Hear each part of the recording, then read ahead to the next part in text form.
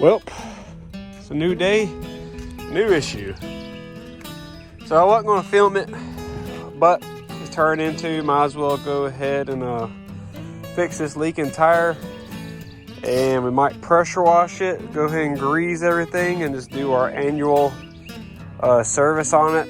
We need to do a oil change on the old Briggs, and I would like to do the filter, but I think I don't have a new filter and they're closed today. But at the same time, it's like, well, why wait on the filter? We got everything else, and that we can just do that another day. So a brief rundown on this piece. This is a Ferris zero turn.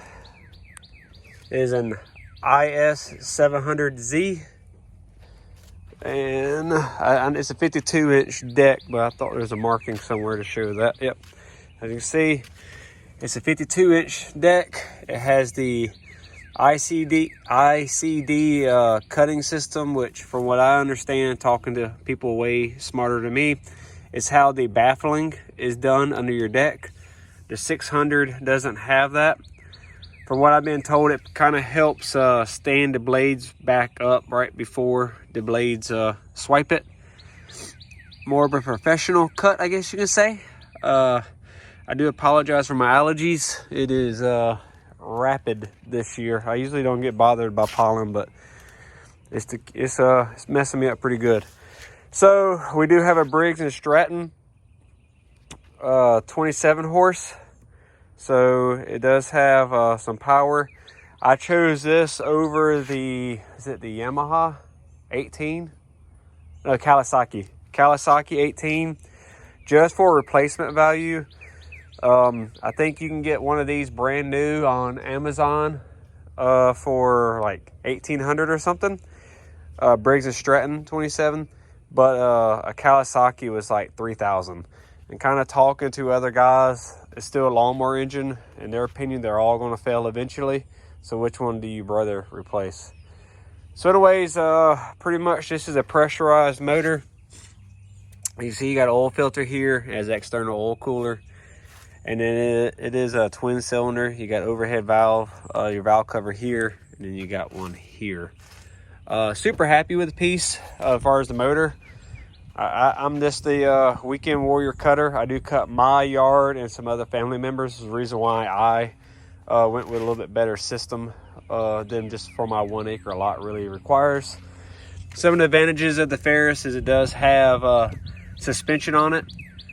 So the back, I believe, is it's almost like a, as you can see, it's like a link right there. So it isn't like completely independent. I believe if there's an 800, whatever the next series higher than this is, actually gets into like a true independent suspension. But this does cushion the ride. You'll see the springs. So like I said, so the back's kind of working together. The seat also does. Let's see where the spring's at. There's like a hydraulic spring set up in there, like a torsion system for your seat. And plus, you can see the seat has a little bit of spring right there on top of the actual seat itself. Is spring action. This seat is fairly nice. This is probably like a 2020 model, should be, or 2019. Pretty sure it's 2020.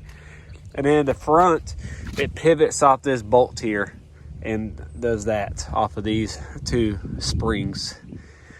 Traditionally, I'm cutting it at 2 3/4. Depending on just how the grass is growing with rain. If it's a slow cut, I'll move it up to 3 1/4 or 3. But for springtime, 2 1/4 looks really great because the grass is green and it's growing back so fast. Other than that, only complaint with it, we do got an Hourmeter. You can see I got 67 hours on this engine. It does change whenever the engine's running. It'll go into like PTO position, I believe, something like that.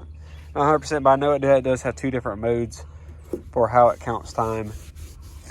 Oh, sorry about my nose, guys. I can't help it. Our fuel tanks over here. The only complaint I have is this gauge pretty much quit reading after like 6 months. I don't care. I usually run it kind of low until I know when I need fuel anyway. Don't really need a gauge, but if I was more professional, this would probably be more serious about knowing my fuel and when I need to stop.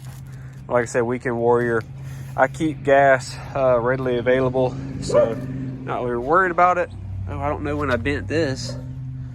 I added this. They say this thing ain't really made for towing, but talking to some other guys who had it, they were like, I pull down trees with it. So I will use it to tow a little aerator and then like push a car. Yeah, actually, that's what happened. That's how I bent that. I was pushing a car. Did that like yesterday. Okay, let's well, I guess if I didn't give you that far, it's almost like a lawnmower overview. So let me lift the seat and I'll show you all the my nose, so sorry.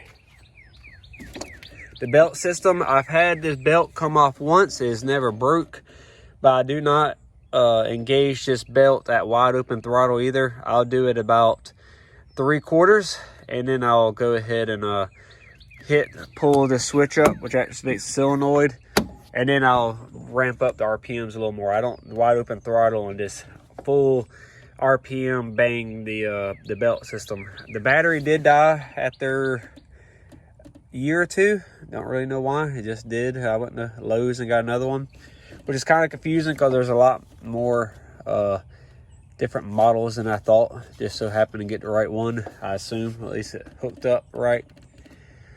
The blades, I haven't changed them out this year. There's a year's worth of running on them. I did have an issue with getting the right blades because of Ferris and their model. It's 3 different ones, independent, as you can see. I think these are like high lift or something like that.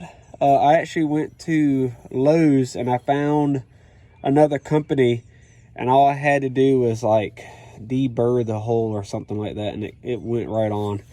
One good part about Ferris is that they do have a what you want to call it? Oh, I'm gonna say it, guys. Hold on. A grease point. You actually see it. It's right there, and you know you got enough grease because it'll pop out this valve here. It's a pop-it valve, so when grease starts coming out of there, you know your spindle has enough grease, which is, most people are scared about spindles being going out and pretty much ruining their lawnmower. So this is kind of cool because it is greasable. I did add these nut plates here. Nut plate, so I can put a plate on here for more of a mulching effect. Works pretty good. My problem was cutting my family's yard. I couldn't get to their yard often enough to where it just didn't really bog down the motor, because it really wanted to side exit this lawnmower, and then I couldn't cut their grass enough to keep it from just really bogging it down. So I removed it, but I do get the nut plates there just in case I want to use them again. And I just ordered the piece from Amazon to cover it up. I did bust one of my wheels off trying to load it improperly last week, so I broke my shoulder off, so I got to get a new shoulder bolt. Other than that, that's the overview. Let's get into